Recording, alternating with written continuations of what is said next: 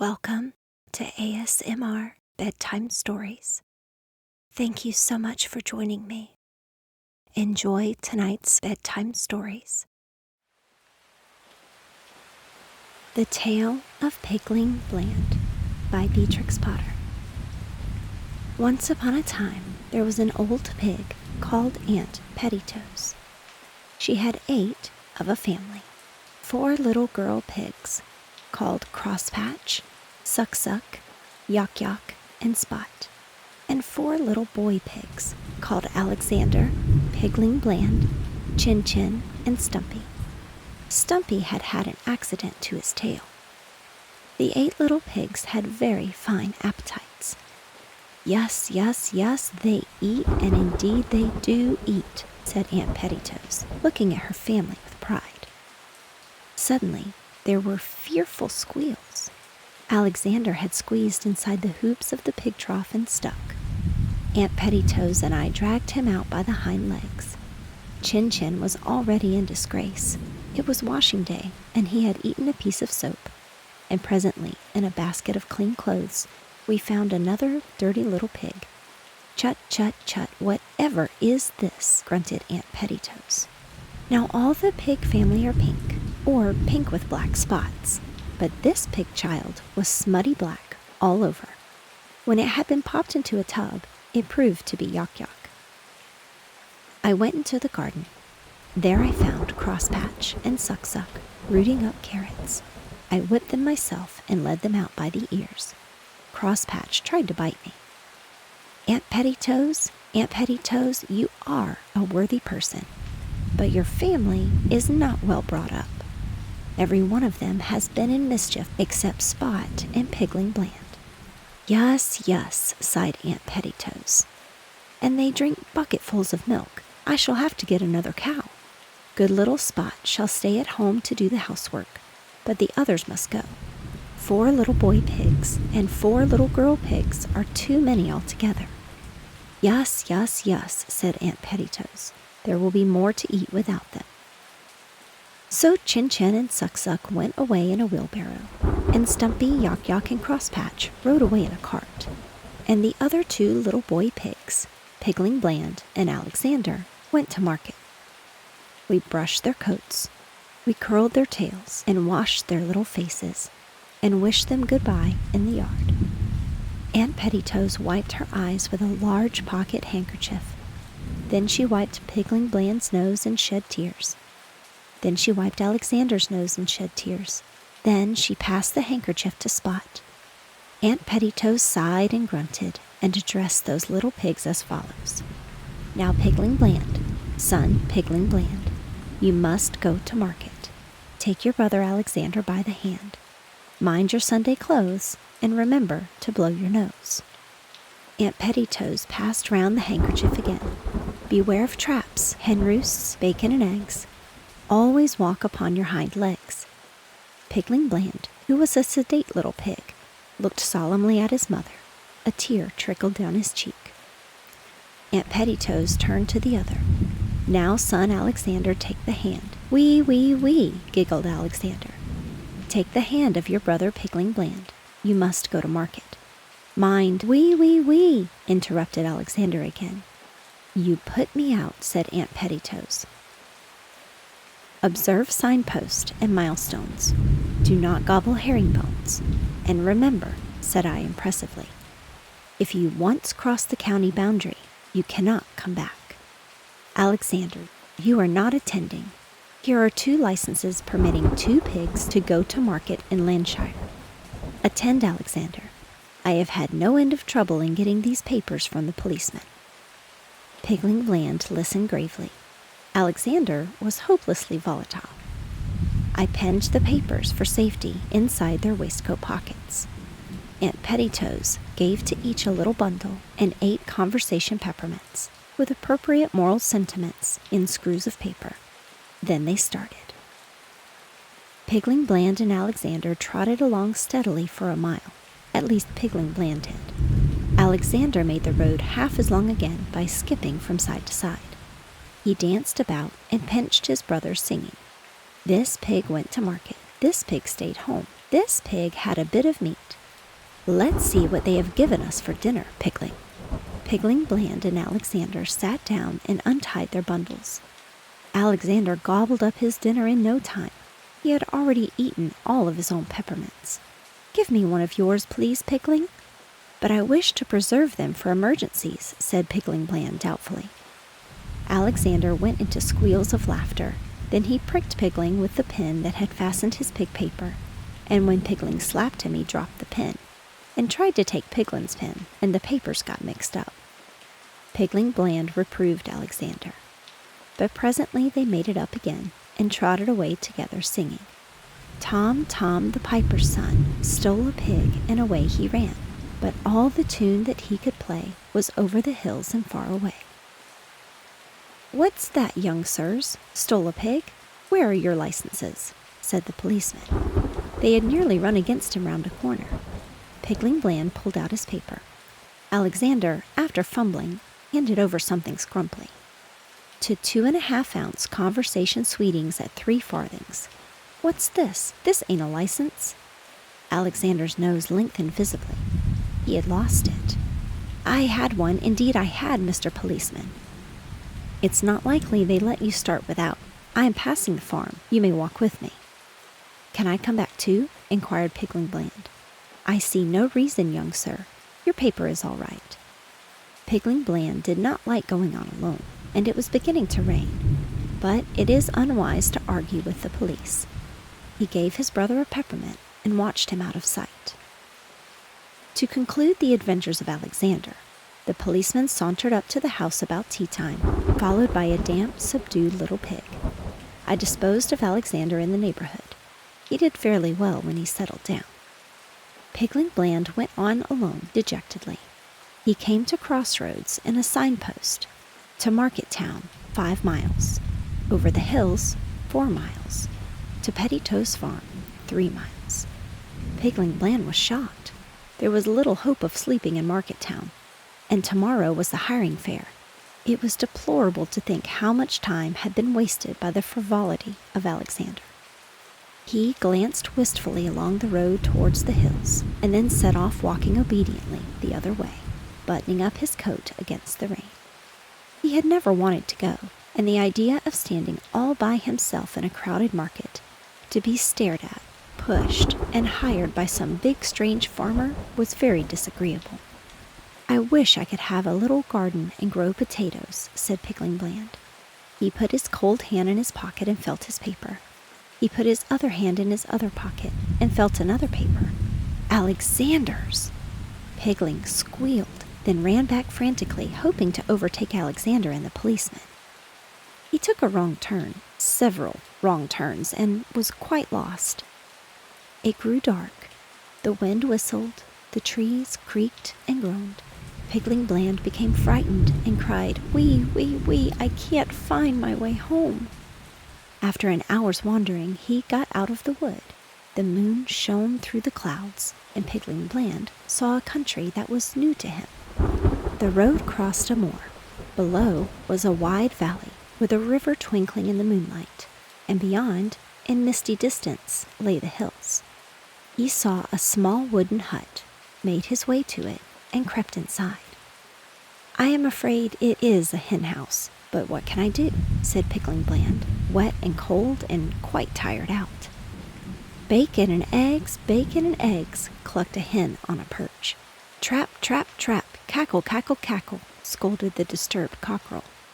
To market, jiggity-jig, clucked a broody white hen roosting next to him. Pigling Bland, much alarmed, determined to leave at daybreak. In the meantime, he and the hens fell asleep. In less than an hour, they were all awakened. The owner, Mr. Peter Thomas Piperson, came with a lantern and a hamper to catch 6 fowls to take to market in the morning. He grabbed the white hen roosting next to the cock. Then his eye fell upon Pigling Bland, squeezed up in a corner. He made a singular remark, Hello, here's another, seized Pigling by the scruff of the neck, and dropped him into the hamper. Then he dropped in 5 more dirty, kicking, cackling hens upon the top of Pigling Bland.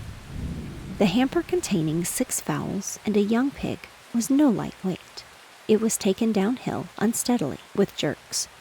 Pigling, although nearly scratched to pieces, contrived to hide the papers and peppermints inside his clothes. At last the hamper was bumped down upon a kitchen floor. The lid was opened, and Pigling was lifted out. He looked up, blinking, and saw an offensively ugly elderly man, grinning from ear to ear. "This one's come of himself, whatever," said Mr. Piperson, turning Pigling's pockets inside out. He pushed the hamper into a corner, threw a sack over it to keep the hens quiet, put a pot on the fire, and unlaced his boots. Pigling Bland drew forward a coffee stool and sat on the edge of it, shyly warming his hands. Mr. Piperson pulled off a boot and threw it against the wainscot at the farther end of the kitchen. There was a smothered noise. "Shut up," said Mr. Piperson. Pigling Bland warmed his hands and eyed him. Mr. Piperson pulled off the other boot and flung it after the first. There was again a curious noise. "Be quiet, will ya?" said Mr. Piperson. Pigling Bland sat on the very edge of the coffee stool.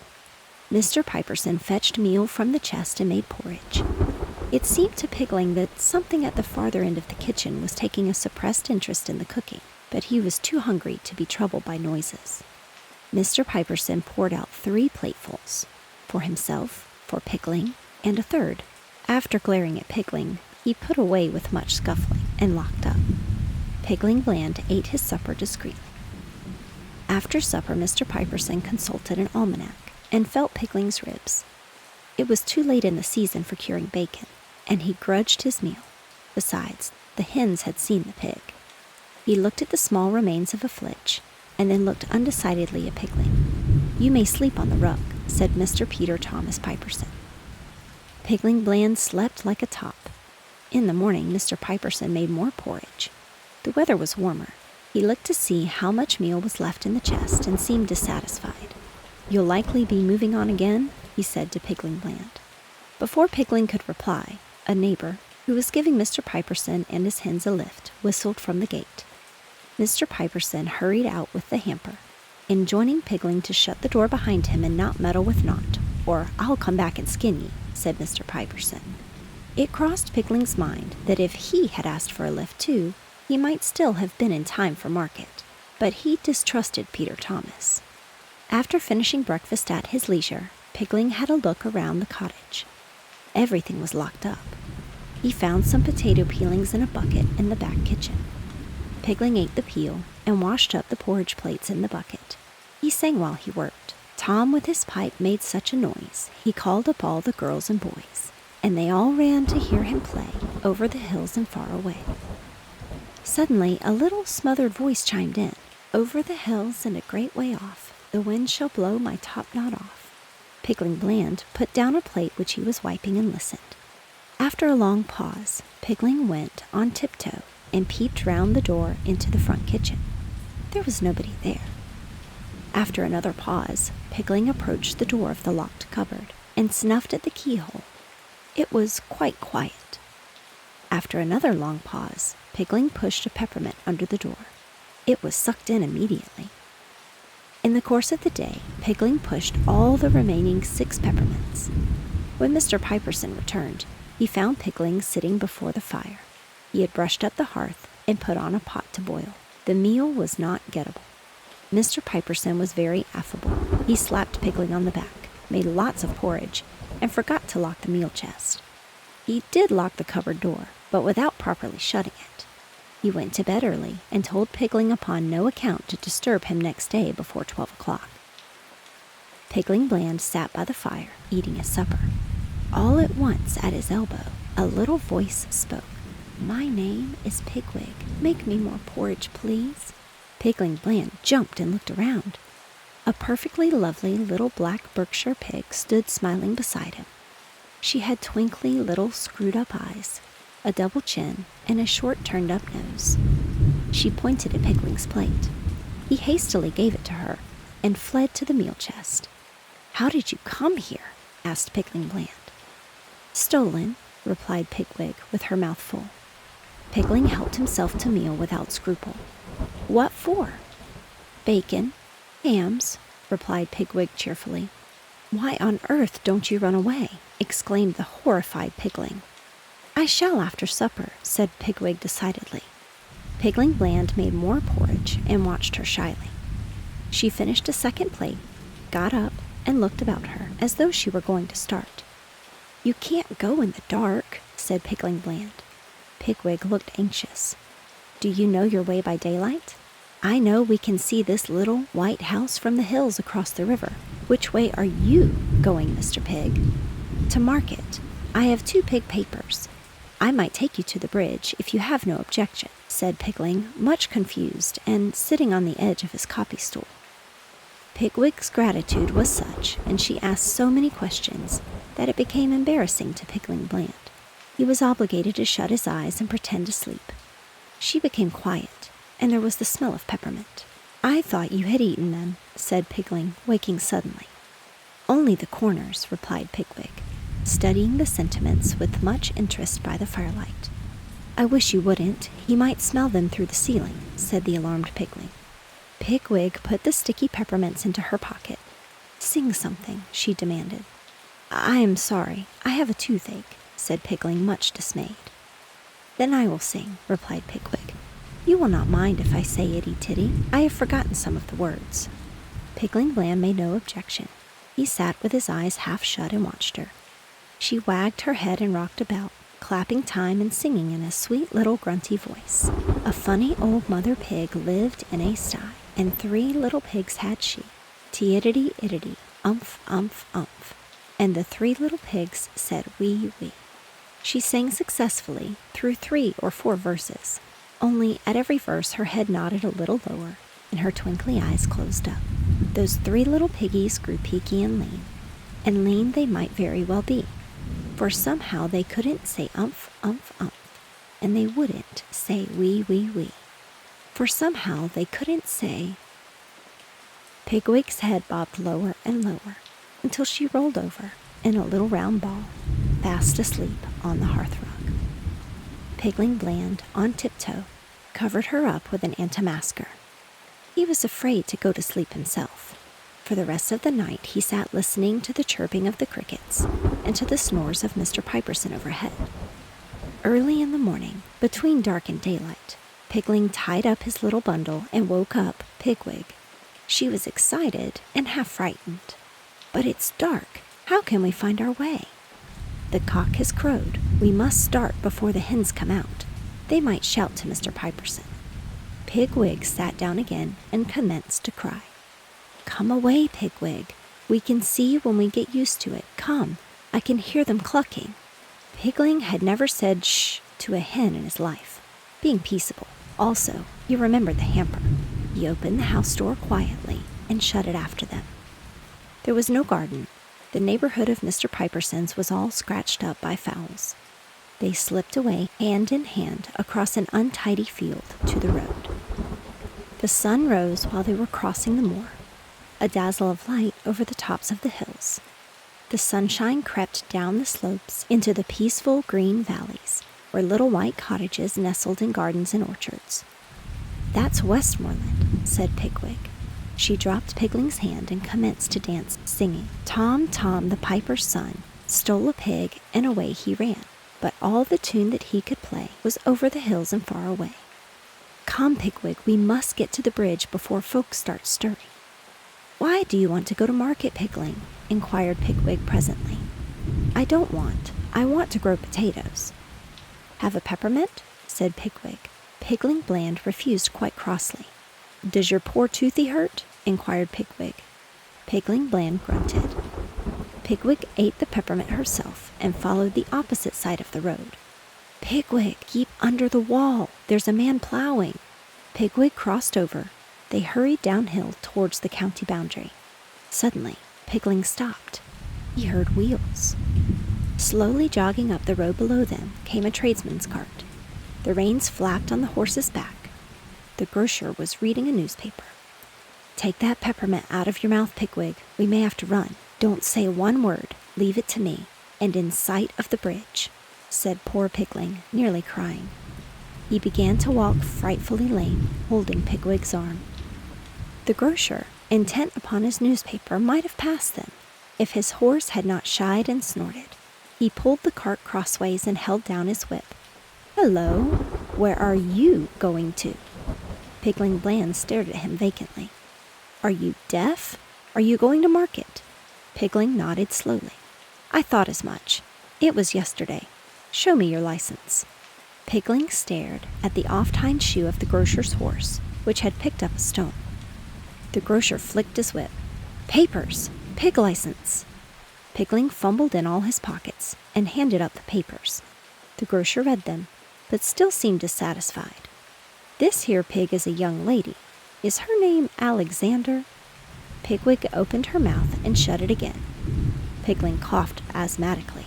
The grocer ran his finger down the advertisement column of his newspaper. "Lost, stolen, or strayed. 10s reward."